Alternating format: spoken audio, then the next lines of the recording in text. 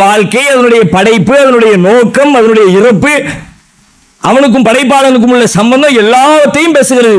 மனுஷனாகிய நம்ம அதை எப்படி பயன்படுத்தணும் பேசுது. இது உள்ளுக்குள்ள அவ்வளோ மேட், எல்லா மேட்டுக்கும் இருக்கு. எல்லா மேட்டுக்கும் போதுமான அளவுக்கு பேஜ் இல்லைங்க. ஒரு சயின்ஸ் அப்படின்னு எடுத்துக்கிட்டா சயின்ஸை பத்தி 1000 புக்கு எழுதலாம், அவ்வளோ மேட் இருக்குது. ஆனா இது சயின்ஸ்னா என்னன்னு சொல்றதுக்கு இந்த புத்தகம் பத்தாது. ஆனா சயின்ஸை பத்தி குள்ள செய்யும் ஃபர்ஸ்ட் எல்லாம் இருக்கு, பயாலஜி எல்லாம் இருக்கு, சைக்காலஜி எல்லாம் இருக்கு, ஹிஸ்டரி எல்லாம் இருக்கு, பிசிக்ஸ் எல்லாம் இருக்கு, மேக்ஸ் எல்லாம் இருக்கு, எல்லாத்துக்கும் பத்தாதப்பா. இது எப்படி அல்லாஹ் சொன்னான்? இது இப்படி எடுத்துக்குவோமா? என் கேள்வி தான், இப்படி எடுத்துக்குவோமா? அது மிகைப்படுத்தி சில விஷயத்தை அப்படி சொல்லுவோம்ல, அதனுடைய சிறப்பு காரணம் சொல்லுவோம்ல, அப்படித்தான் அல்லாஹ் அப்படி சொல்லிட்டான் என்று எடுத்துக்கொள்ளலாமா? அது உள்ள இருக்கு. அது எல்லாத்தையும் விழாவறையா வார்த்தையா அல்லாஹ் விளக்கல, வார்த்தைக்கு உள்ள வச்சிருக்கான். வார்த்தையா விளக்குறது இல்ல, வார்த்தைக்கு உள்ள வச்சிருக்கான்.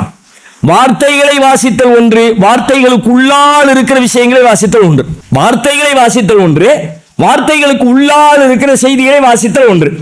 அன்னைக்கு ஒரு கதை ஒண்ணு, ஒரு சின்ன பிள்ளைங்களுக்கான கதை புத்தகத்தை ஒன்று படித்தேன். அப்ப அந்த கதை புக்கு ஒருத்தருடைய ஒரு பெரியவருடைய திருமணத்திலிருந்து ஆரம்பிக்குது.